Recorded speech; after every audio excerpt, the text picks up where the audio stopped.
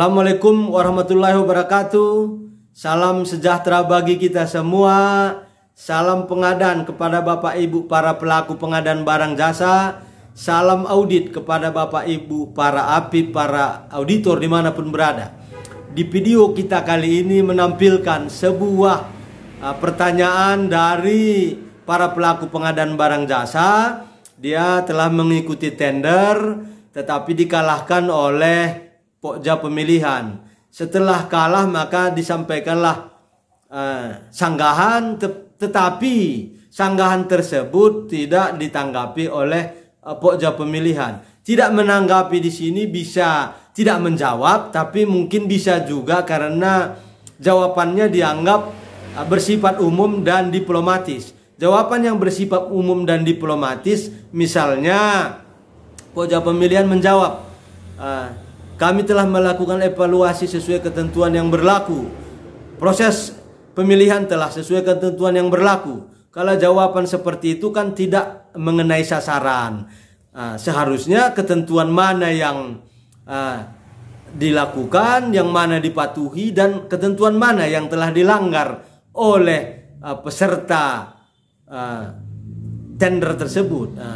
Dalam hal ini apabila Pokja atau peserta merasa sanggahan tidak ditanggapi oleh Pokja Pemilihan, maka ada jalur kedua lanjutannya, yaitu sanggah banding.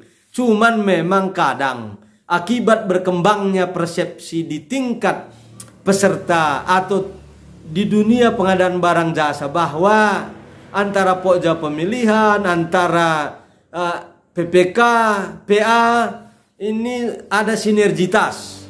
Artinya tidak mungkin Pokja Pemilihan berani memenangkan salah seorang penyedia kalau belum ada restu dari PPK dan PA. Inilah persepsi di dunia pengadaan barang jasa.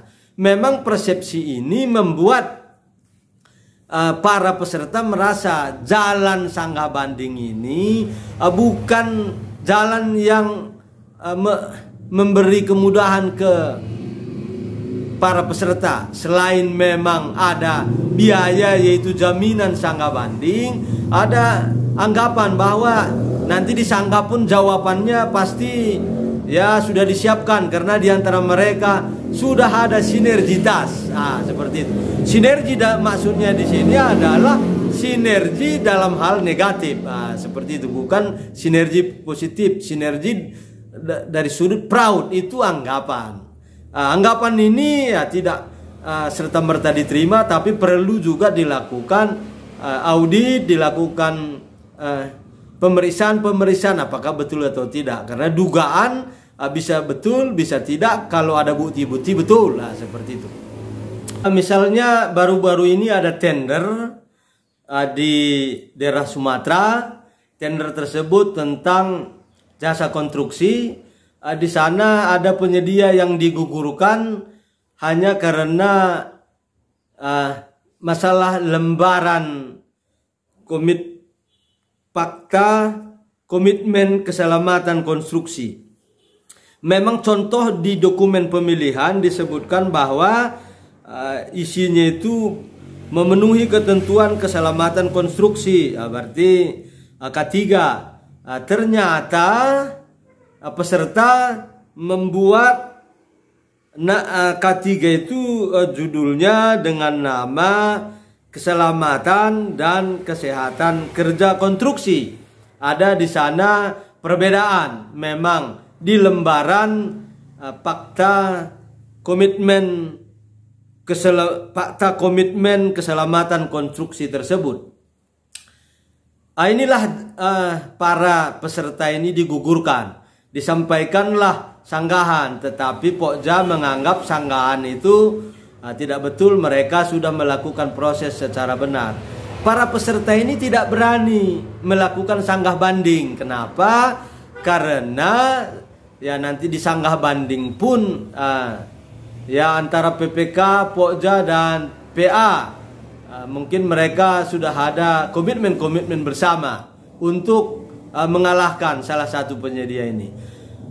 Oleh karena tidak berani melakukan atau merasa berat menyampaikan sanggah banding, maka saya kira penyedia tersebut bisa melakukan pengaduan ke baik inspektorat, pihak APH maupun pengaduan ke PA agar bisa dilakukan audit di sana.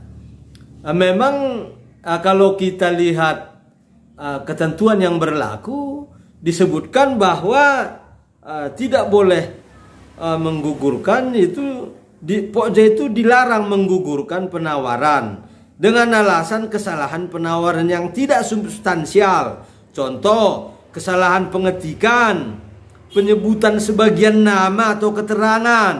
Nah, itu tadi kan penyebutan sebagian nama atau keterangan antara ketentuan keselamatan konstruksi dengan keselamatan dan kesehatan kerja konstruksi. Nah, itu kan hanya sedikit saja terkait keterangan dan tidak menyebabkan substansi berubah, substansi pekerjaan.